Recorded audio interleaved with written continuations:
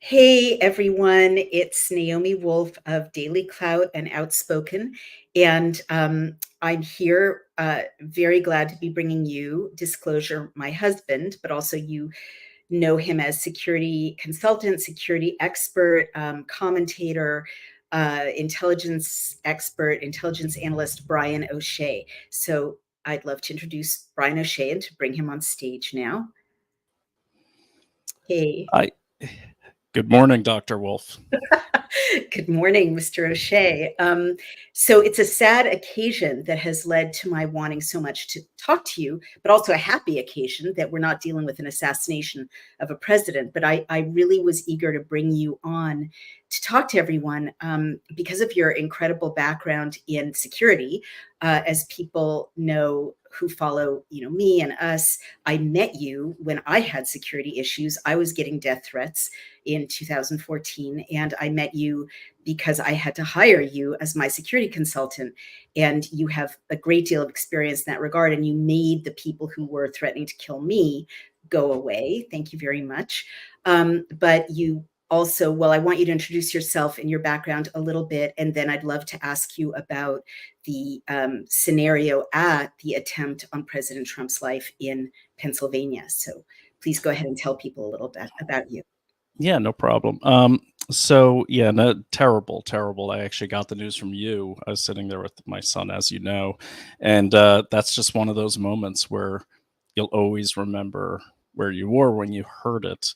But I've got to say, and I know Daily Clout is nonpartisan, I'm just so blown away by this man. I mean, I don't know if I could take that shot and be rallying the troops the way he did. And I was impressed with the attendees there who just started cheering USA right afterwards. I wish I'd gotten down. So they, before they knew it was, safe or not, but it is what it is. And I'm just glad, thank God that he is okay. I just think that's a miracle that he just happened to turn his head at the same time. And let that be a lesson to people. A moving target is a harder target to hit. So get passionate when you speak in public. Right. Well, tell us a little bit about your background in intelligence, in the military, and in security, please. Sure. So, well, I'll go backwards. I in my profession of private security, private intelligence, you tend to do both. Okay, so I will call on people who do private intelligence, which is really providing a client situational awareness, or a corporation intel about aggressive or illegal competitors trying to steal market share, product, employees. And we act as kind of like their mini CIA, if you will. But we also, all of us in that industry, which is a very kind of small industry or small community, I should say. We all do close protection. We all do operations around. Can you explain what close protection is? Sure. Close protection is exactly, it's staying next to the person who hired you to protect him. It's like a bodyguard, except it's not a Liam Neeson bodyguard. Your job is not to, break out some kung fu and break bones. Your job is to get the principal or the client, as they say, off the X, as we say. So, for instance, in a situation like Donald Trump's situation, that attempted assassination, my job would be to get him to the van, or get him to the ambulance, get him out of the line of fire. First get him down and then get him out of there. We normally have a chase vehicle that will engage whoever's shooting, what have you. So the job of a bodyguard is typically, or a close protection especially, is just to get the client to a safe place. Now, sometimes you don't have that. Sometimes you have to be all of those things. Hopefully not. So that's what close protection is. Thank you. And can you just give people a little bit of an overview of your time in military intelligence, your time in intelligence community as you're going backward, just so they know all the different worlds you've been part of. Sure. So let me go forward now. And I joined the military when right out of high school, and went right into the intelligence field because I was selected for the Defense Language Institute, which is the language program for the U.S. Armed Forces, the State Department. So I was lucky. I got out of horrible basic training and went right to beautiful Monterey, California for about 2 years, where I studied Arabic about 8 hours a day. In studying that I was also, and the reason I was sent to that school is because the job I'd chosen was military intelligence, in particular intelligence analyst. So I did 3 years of training, which is a lot of training for a 4-year enlistment. And I stayed on for a total of 11 years active duty, but I spent most of that time in 2 special forces units. The difference is the special forces units are nimble, they're quick reaction, and they act on usually presidential directives rather than a congressionally declared war. Gotcha. So you get a lot of access to really incredible training, really incredible weapons, tactics. We even got exposed to a lot of Filipino martial arts, knife fighting, that sort of thing.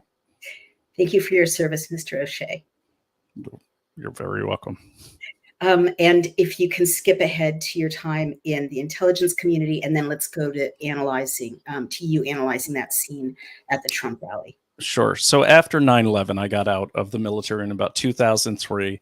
I had a very high clearance. I did a lot of college while I was in. So my resume was great, and I wanted to help in the war on terror. So I wanted to get out of the military and go further into the intelligence world. So I spent the next decade in 2 different intelligence agencies as a contractor. So we just augmented the workforce, did the same work, and stayed at these agencies for years, went all over the world, that sort of thing. When I got out of that field, because it was getting very politically caustic around 2013, 14 timeframe, I went into private competitive intelligence and also private security and private intelligence. The latter was my own company that I created. The former was a job that my skills could transfer into. Competitive intelligence is it's like legal industrial espionage. And I got into close protection because a former British military guy's company was doing really well and he needed help. And he called me and said, "Have you done close protection?" I said, "Close enough." And went all over the world. He had clients like he actually had CNN, Flo Rida, Northrop Grumman, and just protecting those executives, protecting those celebrities in the Middle East, North Africa, Southeast Asia, America, all over the place. So yeah, it was a lot of frequent flyer miles. Yeah. So I have the coolest husband, but you also have very important skill sets that I regularly rely on to stay safe as a public figure, and I appreciate that. And so now let's use your background to go to mentally, can I ask you to kind of revisit in your mind that scene when you first saw the video or the first videos you saw of what happened on Saturday in Pennsylvania with the assassination attempt on President Trump? What did you notice? What stood out for you? Were there lapses? Were there not lapses? Was there anything unusual? You taught me one of your earliest lessons for me, because I love the fact that you empower your clients to make themselves safe and harder targets, as you put it. You don't just do it for them. One of the things you taught me was to pay attention to baselining, and then meaning to notice what's normal, and then to be able to be more aware of if something is changing the pattern. So please go back to your first, scanning of that video. What did you notice that was different from the baseline or different from what you'd expect? Just talk about what you felt and what you saw. Sure. And it is hard to do that from a screen, so I'll do my best. My first reaction was and I'm not going to judge the Secret Service's conduct. I will say that I've heard, and I don't know, I have a lot of Secret Service friends are telling me some of those people on that detail were kind of short. And why is that important? They were a lot of them were like midgets, like the seven. Yes. Yeah. And the thing is, I took no offense when my friend Gary would assign me to, for instance, a former naval commander, submarine commander, because submarine commanders are short. I am about 5'8", and so I can shield him. But there were a few that were. Donald Trump is a tall man, and I would just think you'd want people at least his height. But again, I don't know.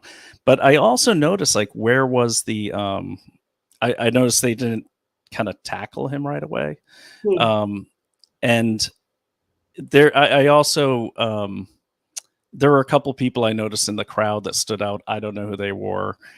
There's one guy that just stood there standing. That was really weird. But I will say this: when I got the audio of the when they did their huddle around him, the Secret Service, there's some things that the media is censoring right now, and I think it's because Secret Service has been pushing diversity, equity, and inclusion with the goal of having 30% women by like 2030. Right. Okay. Yeah. Now, what I did hear in the audio that has been censored, they've just cut the sound for the split second, but I caught it early, is you hear through Donald Trump's mic one of the female agents saying, "What are we doing?" Now, as a security professional, okay, not a Secret Service guy, but I'm really good. You always know what you're doing, and that move there in getting the client off the X, that is the number one core competency. You know exactly what you should be doing, just like a well-drilled football team, just like any well-drilled military team. You know your place, you drill it every day. Yeah. And that tells me that the Secret Service is either cutting corners on training, not drilling as they should be, or hiring people that some people, and there's a lot of good men and women in the Secret Service, very, very good men and women. But to hear that and to let the client hear that, to let President Trump hear that, I mean, if I were the client, I'd be like, get away from me. I'm going to fend for myself. You don't know what you're doing. Oh, my God. Yeah. Oh, my God. Well, that is shocking. And it's shocking that, I mean, that's a big news story you just broke. It's shocking that it's being suppressed. And if anyone scoops me, definitely cite Daily Clout here. So what would take me back? All right. What would be the drill? What would be the correct thing that should happen when shots ring out in a situation like that from your experience? And also, I just want to note that I went back and looked at how the Hinckley assassination attempt in 1981 was treated by the Secret Service when President Reagan was shot. And it's like diamond fast, just what you're describing. So fast, everyone knew exactly what to do. They got him out of there in seconds. And it's really a dramatically much less sloppy and vague reaction than what happened on stage. But tell us what should have happened on stage from your experience right away when the shots came out. The minute, look, there's always going to be a delay. There's always, I don't care how well trained you are, sound travels slower than a bullet. Okay, so you saw him hit his, reach his ear. And as you know, I've been grazed in the head by a crazy guy with a shotgun one time. And it takes a second to realize what happened. And you saw Donald Trump's like, I got bit by something. So, but the Secret Service are trained, to react to at least the sound or a change in the baseline of the client. If all of a sudden the client starts having convulsions or jerks his head or changes his body language abruptly, they know their client. Even though they rotate that detail, they get detailed briefings on these are the ticks, these are what he or she likes, these are what he or she does, in case someone has Tourette's or something like that, or a nervous tick, they know that that person hasn't been harmed in some way. But what should have happened was, just like you said, that rushed football tackle right away. Like he should have been planted on the ground. And that's the thing. The Secret Service does not get in trouble if they hurt the person when they protect them.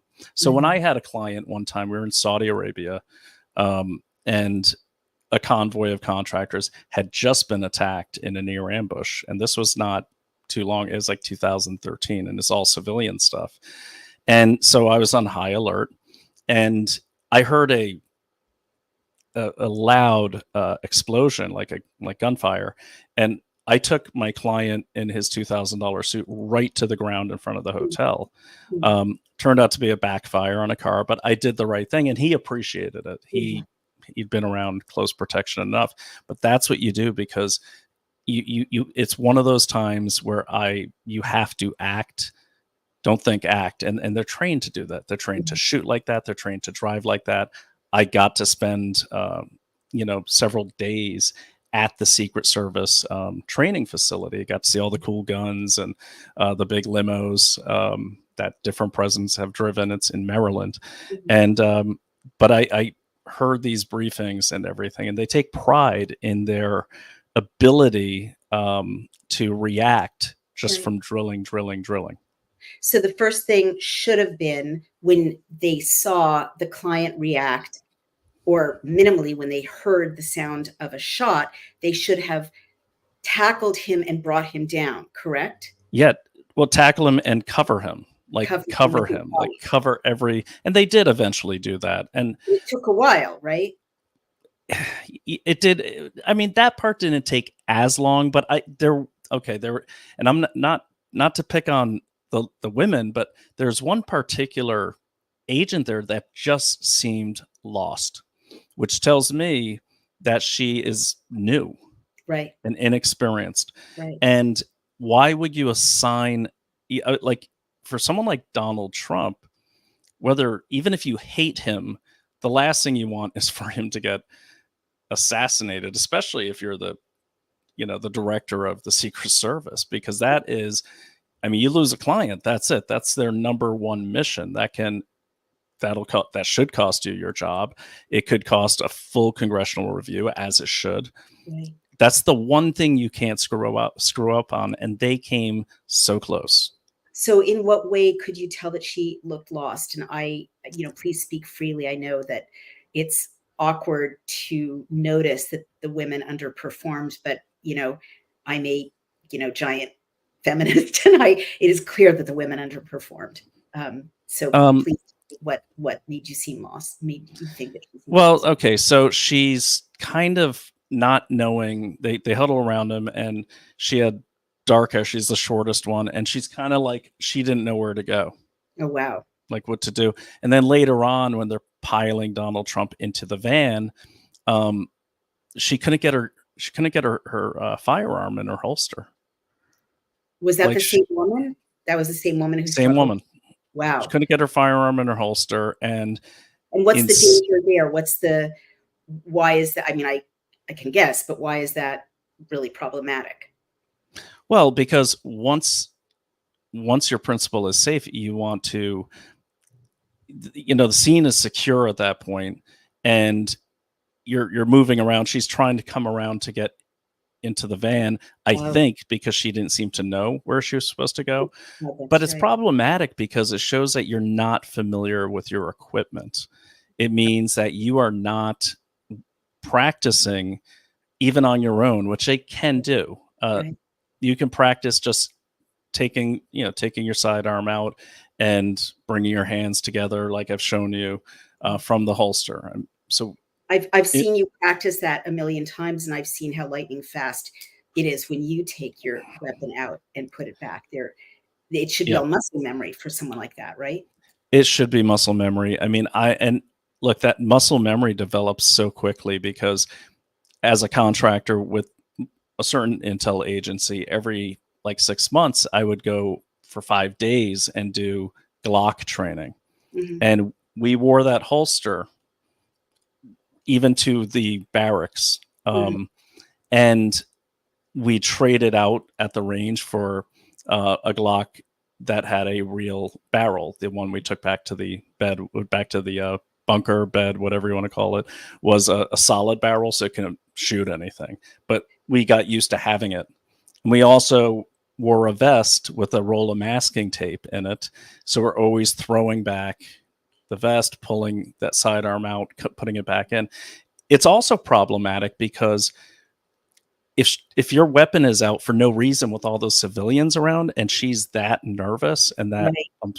seemingly incompetent, she could, there's so many accidental discharges where people forget their fingers on the trigger, which should never happen until you're ready to fire it. Yeah. But she pretended to just keep it out because Oh she my couldn't God. get it in her holster. I was looking for the video while we were talking. Oh my God, that's exactly what she was doing. Well, that's so shocking. Let's go back to that scene on the podium. Isn't it quite dangerous for all the Secret Service and, everyone on the platform, everyone in the audience, if there's one or two weak links in that group of Secret Service members? Doesn't that endanger everybody? Yeah, it does, and it certainly endangers everybody. It's going to reduce the confidence and the morale of the team. Definitely the client, if they see that. Um, most principals, most presidents, as you know, you worked in the White House. If they don't like or feel comfortable with someone on their detail, they're gone. Yeah. I mean, they're gone. Get rid of that person, and that happens in private security too. Someone's talking too much, or they're late with the car, or they just don't seem like they know what they're doing. They're gone. They're out. Let me talk about the shortness of the women, because these weren't just women, they were short women. And you're saying that the role of the Secret Service, one of them is to physically put their bodies between him and the shooter. Yes. Well, because they were so short, there was like a foot of exposed President Trump, Yeah. where there were women surrounding him. Isn't that incredibly dangerous? I mean, doesn't that kind of leave his head open to another shotgun blast? I mean, I would think so. Like I said, I've never been Secret Service. Maybe they've changed tactics, but I mean, I've always seen, and I started today reviewing past details like you have. Like, even in the military, if we're overseas, we'd always send a driver and a couple guys, but we send big guys. Maybe the driver could be short, but you just don't do it because the job is to catch that bullet with your body and take one for the team. Right. And I guess what's really scary about that is this, everyone's saying this guy was not a good shooter, and the media is really pushing that. I mean, I can't say if he was a good shooter or not, but that was center mass on the side of Donald Trump's head. He just happened to turn, but that was at level with his ear. That was going through the cranium. And so that means he wasn't really, he was re-exposed after the huddle came up and they're moving him off the stage. And of course he insisted that he, let the crowd know he's okay and cheer, and do what he does. And I'm glad he did. And clients can do that. But as they're moving, you should just see a mass of bodies. You should not see the client. Yeah, exactly. The client at all. Absolutely. So let me now go to the sniper on the roof, the one that we knew about, the military or service sniper.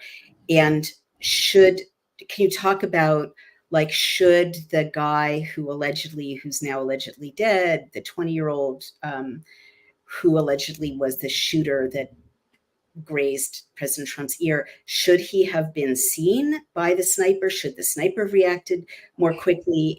Are there any other anomalies that you see? Should that rooftop have been secured, as people are saying? Absolutely. Okay, well, please talk. Let's start there. There. So I happen to have a little example. Let me just call that up really quickly. Okay. Give me a second. There we go. Okay. So I'm going to call this up. this is for, I posted this last night. Mhm. Okay, so here is, okay, so this is where Donald Trump was speaking. I'm sorry, I can't make it bigger. Here's where he was speaking. Mhm. Here's the shooter. Right. I measured this distance on Google Maps. Yeah. So give or take, but that's 114 meters. Right. Okay. Mhm. 374 feet. That is a perimeter of, let me look at my notes here. So that's a perimeter of less than 1,000 yards. So 1,000 yards is the standard. That was 716 meters. And yeah, what I want to show you here is this is the fairgrounds. Yeah. So the whole perimeter is less than 1,000 yards, significantly less. I mean, that's 100 meters is a football field. So, or 100 yards is. So here you have I want you to see this here. There's The direct line nothing, of sight, as you would say. a direct line of sight. It's also from an elevated position. So yes, all of these buildings would normally be secured. Wow. Not only the rooftops, access to the rooftops, access to the buildings themselves. Right. Well, that's a very important question you've just raised, Brian. Was that building open? Was there a security guard? Was it closed off? How did the kid get up there? What you're saying is in good or decent security, that building would have been closed, and no one who is not Yeah, service would have been allowed on the roof. absolutely. And this parking lot would have been, pushed back. Like there's, I don't have it in front of me, but this is farm country. I've been out there. It's just south of Pittsburgh. Like any one of these vehicles here could have a shooter in it. Right. Exactly. And these are sparse trees. I looked at it. I'm not out there now, but I didn't see anyone patrolling these or anything. So it just seems like he was given a very skeleton crew. And look, I don't blame the crew.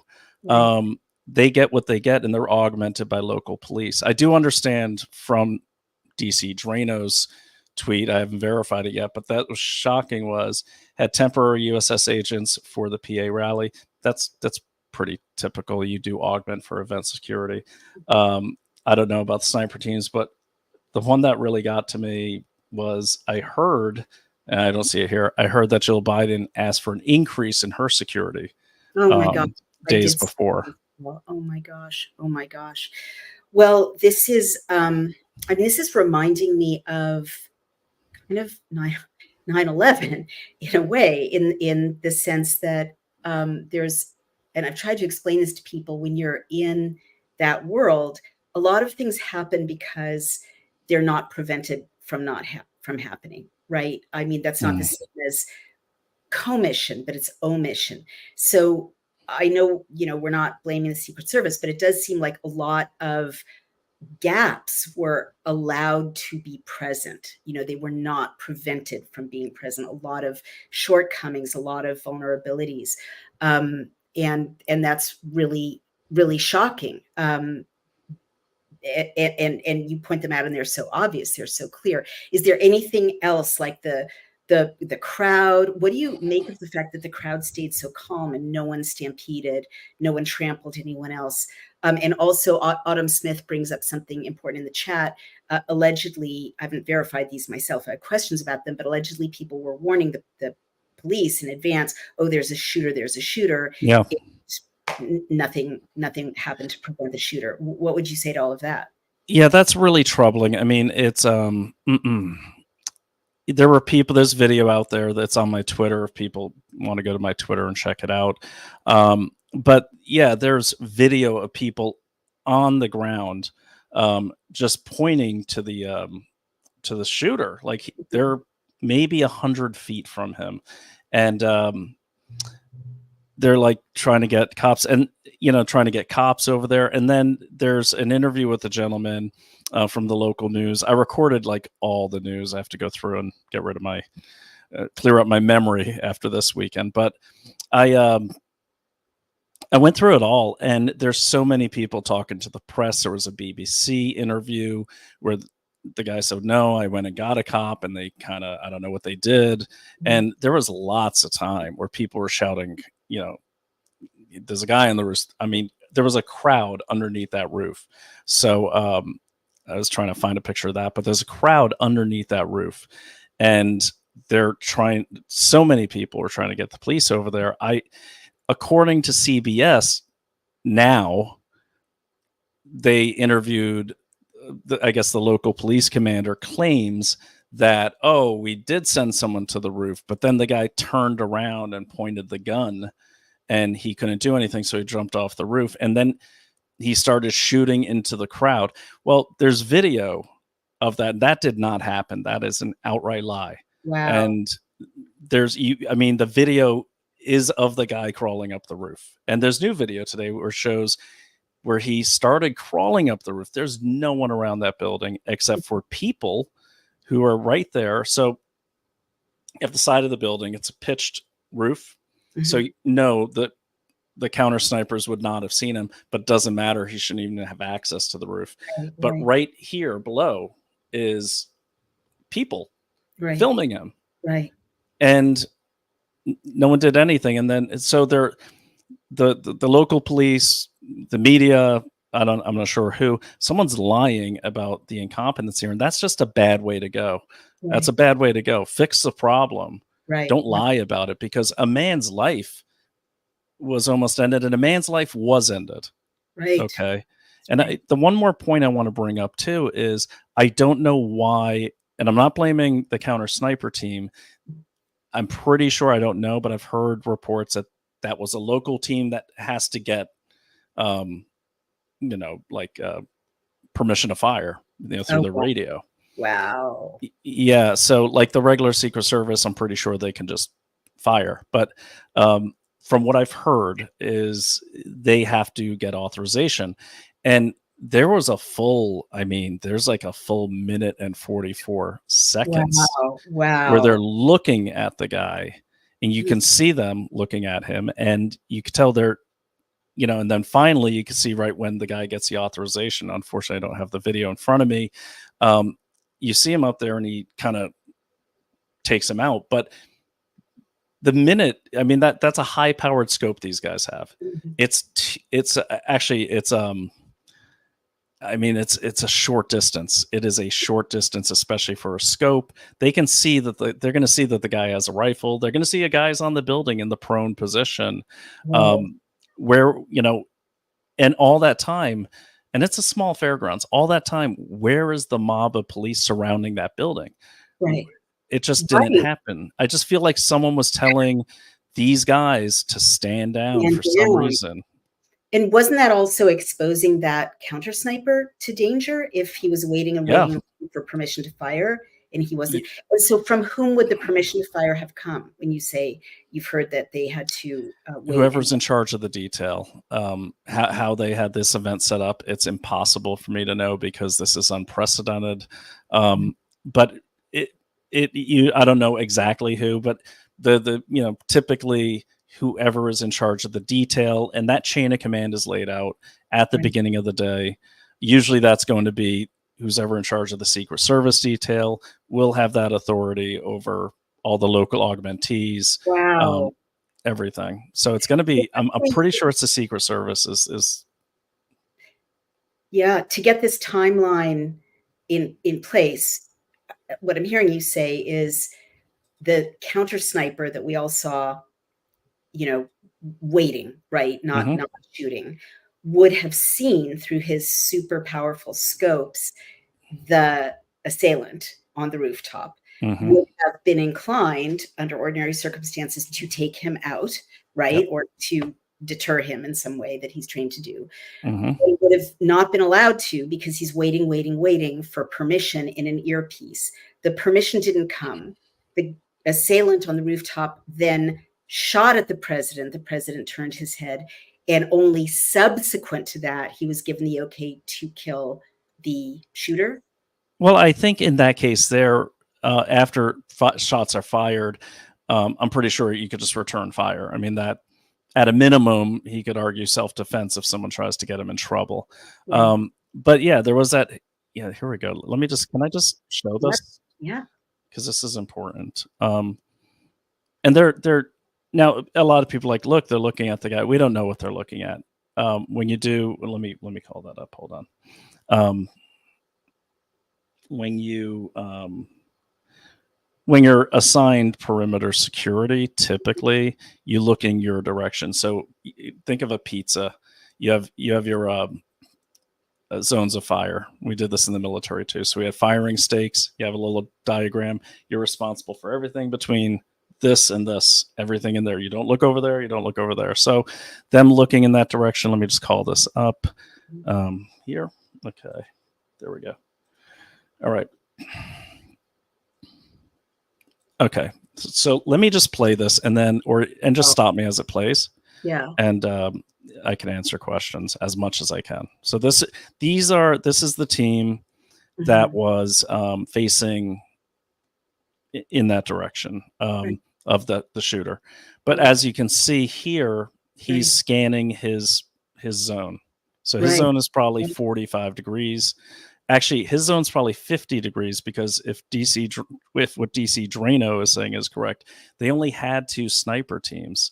Well, can I jump in? Sorry to interrupt, sweetheart, but Autumn Smith says, when Trump came to campaign rally at an indoor arena in my town in Michigan, all the surrounding buildings had snipers on them and were covered. So just validate that there should be. Exactly. And even in private security, we always interact with, at a minimum, the event security people. I mean, this is a fairgrounds. They have a security team. I looked it up.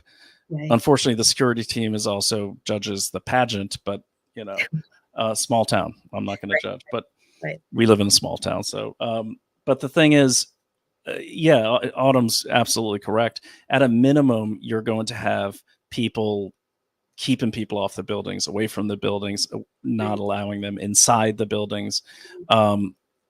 In a case like this, I understand he only had 2 counter sniper teams. President Trump did. And so that means expect in a context like the one you showed us. I mean, just only from what I've read and researched over the years. For something like this, big wide open fields, lots of line of fire. I mean, that's part of Pennsylvania that is like the Midwest. I mean, it's open country out there. I'd want at least 3 snipers pointed in 3 different directions, because when you only have 2, as you can see, look, the shooter's over here. Okay. Yeah. But he's scanning a 50% arc of a full circle. That's what and that's a lot of time to scan that. Now, this is his spotter here. He's giving him the range to the shooter. Okay. He's also helping scan, but sorry. It's okay. It's a squirrel. No one needs to worry. He's well trained. The squirrels are very dangerous here. So, okay. So let me play this.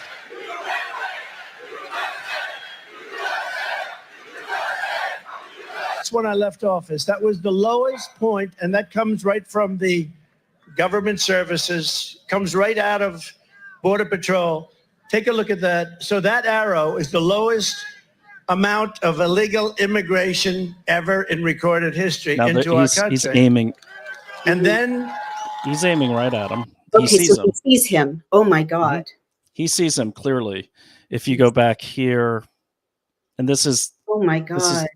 So you see him looking in the scope there. Yes. Oh my God. His spotter is also looking through his scope. That means he's already determining the range. And in these situations, what you do is you'll take, in the military, we call them range cards before anything even happens. So let's say you're protecting against like the enemy or something like that. You'll take a card, like an index card like this size, and then you put a like half circle. And then each circle is like 10 yards or 20 yards apart. And then you actually draw a tree, boulder. So you already know ahead of time the range. But these guys also have laser range finders. So he just has to point that he knows the range. That's what he's doing. So the guy here, he's getting the range for him. and he sees him, and I get a sense of frustration from his body language. Like, I Really? got a guy. Yeah, so let me just roll it. I mean, that you can't really see it. There's better video, and we'll get it up. But So that arrow is the lowest amount of illegal See, he's looking. He immigration sees him. ever in recorded history into our ranging. country. he's got and him in his then- sights. Looks up again. And then the worst president in the history of our country took over. And look what happened to our country. Probably 20 million people. And you know, that's a And just let me pause it right before the shots are fired. I'm just guessing, just so no one gets upset, because I don't say things that I can't cite, but I'm letting you know it is my educated guess and my professional guess that this guy, I'm guessing, just decided to shoot the counter sniper, because once those shots are fired, you got to return fire. Right. Because he doesn't return fire, and he returns fire very quickly. Right. There's a lot of people saying, "Oh, he waited so long and then he shot him." Yeah, we don't know. Okay, Right. no one knows. Okay, Right. we won't know for a while. But what I see is he took him out quickly, Mhm. and it's an easy shot. I just for perspective, people should know that everyone in the U.S. Army qualifies every quarter on a range that goes up to 300 yards. Right. And 300 yards is hard to shoot for some people, but 150 or below, those are kind of like the throwaway targets. You don't even think about missing those, and we don't even have scopes, and we're hitting that. So you're So- saying if he waited, and since he waited, it's because he was told to wait, not because he didn't see him, not because he didn't recognize the danger. They clearly see him. They couldn't miss him. And where do you see the frustration in the body language? That Keeps looking, and you see his spotter is kind of like looking at him, and you can see they're communicating. yeah, they're only focused on that. And Right. like you said earlier, and that was a good point you brought up, these guys are he's very exposed. Right. So he would have to return fire, but he returned fire so quickly. I'm guessing he just said, "I'm returning fire." He just did it. Okay. Keep going, please, darling. Okay. a little bit old, that chart. That chart's a couple of months old. And if you want to really see something that's sad, take a look at what happened.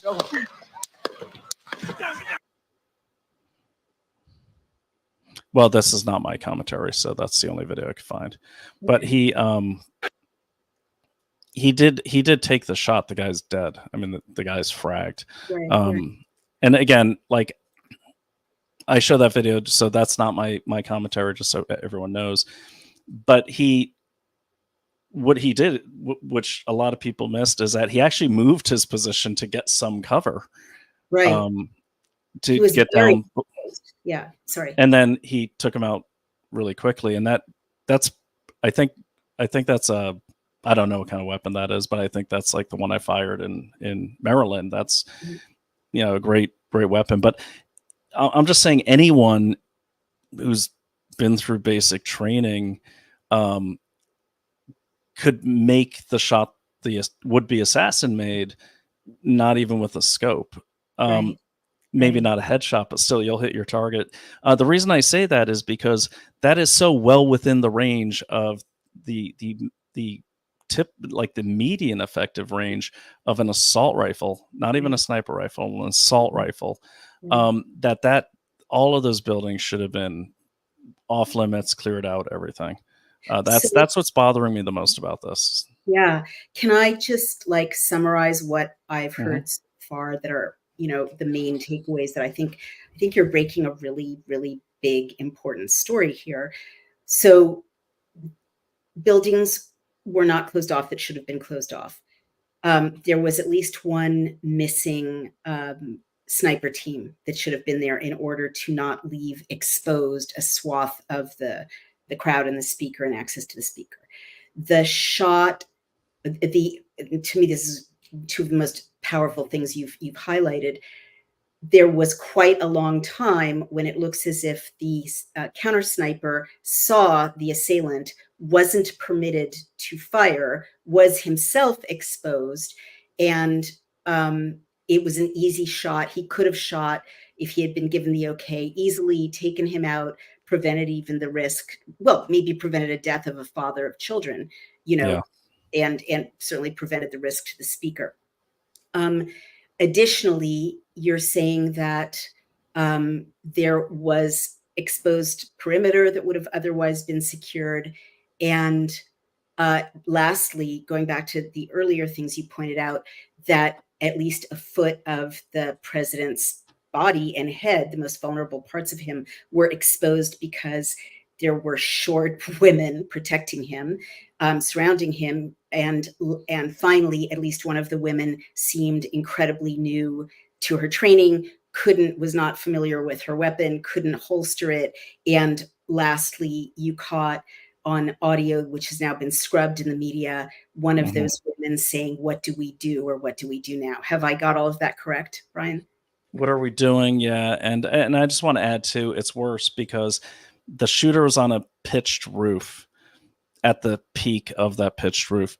I'm guessing that roof is about, I don't know, 50 feet high at a minimum, 35 feet.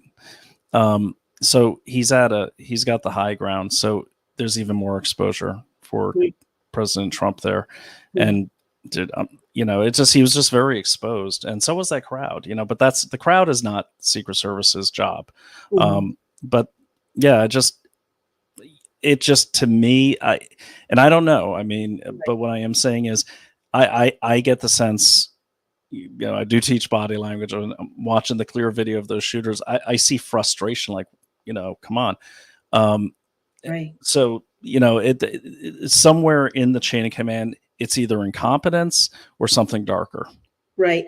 I mean, I have to say, as a non-specialist, listening to all the anomalies, and you've identified about 8 or 10 of them, it sounds non-random, right? It's a lot of things that were left undone that are usually done. And sorry, Brian, go ahead before I. No, I just, just even getting an assault rifle that close. I mean, there's, and I heard this from, the commentator, former Secret Service agent Dan Bongino.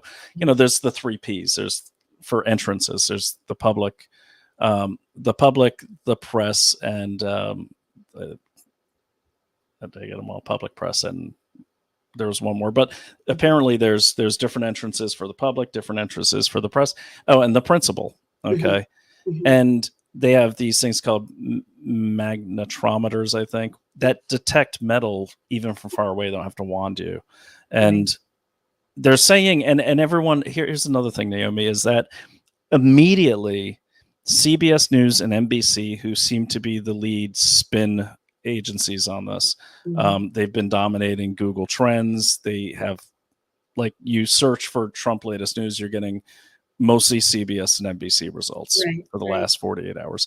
But they started this whole thing of, like, it was outside. Oh, well, he was outside the perimeter. That was like a soundbite, like a talking point. It's like but he was outside the perimeter. Like, they're already trying, whoever this is in charge of the spin, protect the Secret Service. And what's worse is I think they're protecting the Secret Service because of the DEI thing. Why else would they only scrub the one part that makes the female agent seem like she doesn't know what she's doing? Yeah, I mean, I think male agents said, "What do we do now?" They'd scrub that too. That's pretty damning. But I hear what you're saying. Well, there's some incredible comments. Kim H says, "I was there and literally no one ran. We ducked, but we were more worried that President Trump may have been fatally injured. No one wanted to leave until we knew. We all hugged and prayed with strangers." Well, that is powerful. If that's a verified eyewitness account, I want to thank you, Kim, and say that, I don't want to overread, but if a lot of people were praying, maybe prayer really does work miracles, because I've never seen, one of the things, that I've been noticing is I've never seen, I've been in conflict areas. I've followed kind of chaotic, violent events, terrorist attacks. People scream, people run, people trample women and children. People die in being trampled. There's chaos. And this was the calmest crowd in the middle of an emergency I've ever seen. Is it Providence? Is it President Trump's leadership? Is it a bunch of MAGA? Well, as Pat Carr says, MAGA folks got balls. Even the girls laugh out loud. Sorry to be a little vulgar, but maybe it's just MAGA people are incredibly like strong and centered. But what do you make of that? Because it could have been there could have been many more fatalities, Brian, if people had run and trampled other people out of panic. Well, I mean, I will just say, having grown up in in a rural area, look, MAGA people are tough, and there's two things: they're tough. They shoot guns all the time. Like, a gunshot isn't going to scare anyone. I mean, up where we live in upstate New York, our neighbors firing away all the time. We don't care. But there's also, they get things done. They're not going to shriek and hug their knees, and they get things done. Now, they didn't get directly shot at, but what I was impressed with was immediately they were trying to get people to help that poor man that was protecting his daughter and his wife, or his daughters. They were taking action. I saw people helping each other.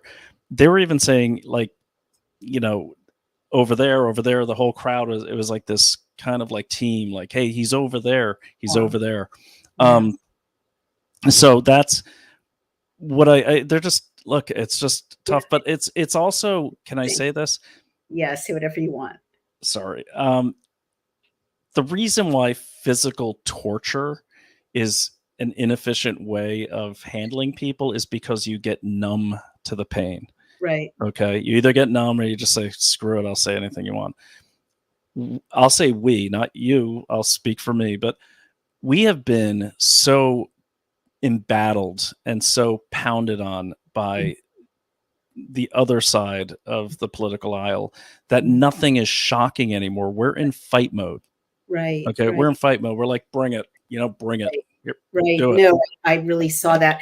I mean, I'm kind of smiling. It's not funny, but many of you here know that I come from a deep democratic world and kind of an urban laptop class world. And I could not believe the video I saw of all those people saying, there's a shooter, there's a shooter, there's a shooter, and trying to get some outcomes. Whereas my people would have been first glance at the shooter, screaming and running in the other direction, leaving their high heels on the grassy lawn. I mean, it was admirable. I mean, it was like, really, those citizens behaved, all of them, incredibly. So that's really interesting. The effect of that was a battle ready crowd, I think you're saying, and I hear what you're saying. Yeah. So let's see. Well, can I say one more thing? It's an empathetic crowd. It's a crowd that cares about their community, legitimately cares about their community. And Donald Trump, that's the last straw. It's like, you're going to take Donald Trump from us? Right. Really? Right. Really? Right. Like, we'll put up with a lot of crap, but like, that's just a bridge too far. But that's what I liked, is even as angry as they were at the media, because there was a small crowd that kind of surrounded the media and said, your response, and they were going off on them, which I quite enjoyed. But they weren't violent. No one was violent. No one was leveling threats or anything, despite what I'm sure Mayorkas was hoping would happen. Exactly. Sorry. Yeah. No, getting angry thinking about it, right?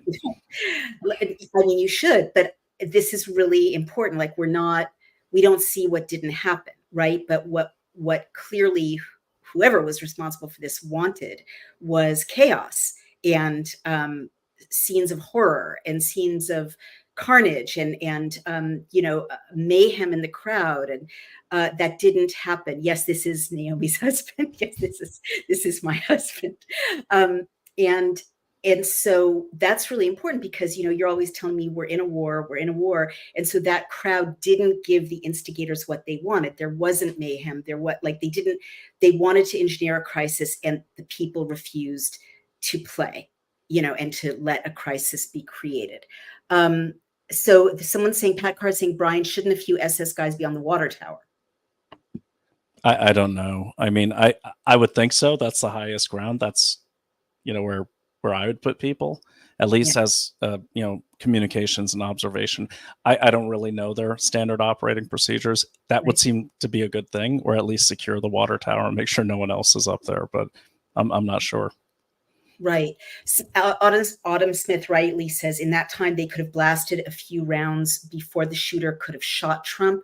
By the time they saw a dude with a firearm, Trump should have been rushed off the stage. Well, that's a really good point. I mean, It's a great point. yeah, like if the shooters saw the guy, why weren't they communicating to someone who could convey that to Secret Service and at least get Trump off the stage, right? Yeah, I mean that, like literally, you've seen it so many times. It's in DC or anything. I mean, look, I've been to events where I've been tackled by Secret Yeah. Service because I reached for my cell phone. Yeah, definitely. Better to get face the reprimand of the press and have someone die, and that's but there's that thought process doesn't even exist. It's supposed to be like a reaction, an Right. instinct, muscle memory, if you will, and that's I could see, and maybe that's the frustration I was seeing with that counter sniper team. Like they're trained to boom, okay, Yeah. and he was being held back. That's my feeling from doing what him and his partner there were trained to do. Right. So yeah. Interesting. So Nous Sommes du Soleil anticipates that and asks the same question. Why couldn't the sniper alert the Secret Service team? These are great questions that are surfacing. And Autumn says they're trained for moments like this. You hope and pray it never comes to this, but this is what they're trained for. And it appears an epic fail of epic proportions. And then Dr. Clark Storr points out that Kimberly Cheadle, the SS director, is suspect. She worked for Pepsi, NA briefly, pushed DEI initiatives, and seems to be behind all of this. That's true. And it is suspect. Let's see. This is interesting. Dong Getter says, did anyone notice that when Trump was entering the vehicle after getting shot, there was a military guy in front of the vehicle pointing his long gun to the vehicle as if he would shoot it and talk to someone through his earpiece? Very suspicious military guy. Please look at the video again. I mean, we'll have to. I didn't see that, but that's important. And just so people know that in a lot of police forces, they wear military. The quick reaction team and the SWAT team does wear military looking stuff. But we don't know the angle. I think we would have heard more shots fired if he was pointing a weapon trying to stop it. Right. And then Paul Marcus says communication is often siloed, even within an agency between teams. The communication between U.S. Secret Service and local law enforcement has never been good. What would you say to that, Brian? That's true, but it's been my experience because I've augmented as a private security guy. I've augmented local and a couple events that had Secret Service local and private people, and they just passed out radios at the beginning, and we were all on the same frequency. So it was I can't imagine in that area with such wide open space they'd have any technical communication problems. Right. But it's a good point because, again, we don't know who was mission control there. We don't know who was in charge of everything. Right. So I think if there was a problem with comms, it was intentional. Right. Well, unfortunately, I could talk to you about this for hours, darling, and I'm sure everyone else could. We've got more than 4,400 people listening live, so it's obviously a critical and overdue discussion. I really want to thank you for your expertise. You've helped me understand things I didn't understand in this mass of imagery. You don't know what's supposed to happen. You don't know what the lapses are, and you've really highlighted them very, very clearly. And I think you've done us all an incredible service. And now, should I say goodbye to you so I can?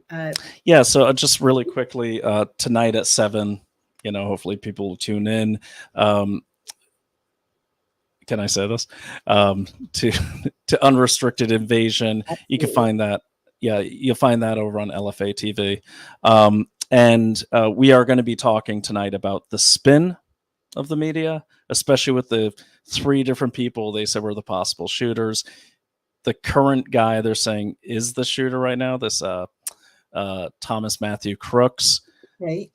They're I don't know if he's the shooter or not, but they are putting an image of a man up who is not him. And major media keeps doing it. And I've been following this guy's the image guy, his tweets real time for the last 48 hours, where he's like, "Oh my God, I'm all over the news. I'm gonna go get high. I'm going to the movies." Um, and they, Like, yeah, that's you know, crazy. Okay, then I have to jump in before you go, darling, and say Mhm. this is important. If it's confirmed, someone named Quick says, as Trump was talking, a lady to the right of us saw the shooter, said nothing, but just sat there calmly as bullets flew. She had her camera out taking videos once the shots were fired. So that's either creepy or just someone who's unbelievably calm. But you know, or in it's shock. or in shock. Exactly. Wow, fascinating. All right, everyone, we're going to say goodbye to Brian. I'm going to talk to you about Native Path, which is very important, our sponsor. But thank you, darling, so much. Everyone, And thanks. please, everyone, follow me on Twitter. If you mention Daily Clout that you were tuning into this, I'll follow you back.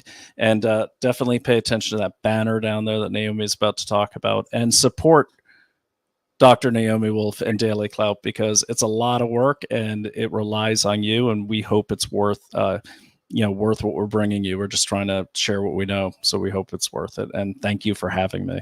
Thank you so much, darling. Thank you for coming up on the show. And I'm going to, I don't know how to say, oh, there you go. He knows how to say goodbye to himself. I will learn how to. But I want to thank our sponsor for this incredible conversation, Native Path, a collagen formula which is scientifically backed to increase bone mineral density, accelerate tissue recovery, reduce wrinkles, enhance hair thickness, and strengthen weak or damaged nails. Who wouldn't want more collagen with all of these benefits? And when you go to getnativepath.com/Daily Clout, you can get Native Path collagen. I love, love, love this product for an incredible 45% off today, plus free shipping. We love this sponsor. It comes with a 365-day money-back guarantee. And so you should rejuvenate your spirit, glow with vitality. And I'm just going to say, as a personal thing, I have been trying this product now for 2 weeks. Brian and I adore it. It's life-changing. Some of you know I have sometimes mobility issues with a spinal defect. And with this collagen that you can put in smoothies or put in soups or just take with water, it's tasteless, goes down very easily. You just leap around, you have all the energy in the world and no pain, perfect mobility. So it's really miraculous. I just want to personally say so. So I will stop there, but I want you to support our sponsors if you appreciate what we're doing. And this stuff will blow your mind. It'll change your life. And so again, that's getnativepath.com/Daily Clout. Thank you for being here at this very sobering, but very enlivening and informative conversation. I really wanted to bring you Brian's expertise, because no one knows more than he does about security and close protection. And I think this has been a hugely important conversation. Take care. And again, find us on dailyclout.io and on my Substack, Outspoken. And be well. Thank you.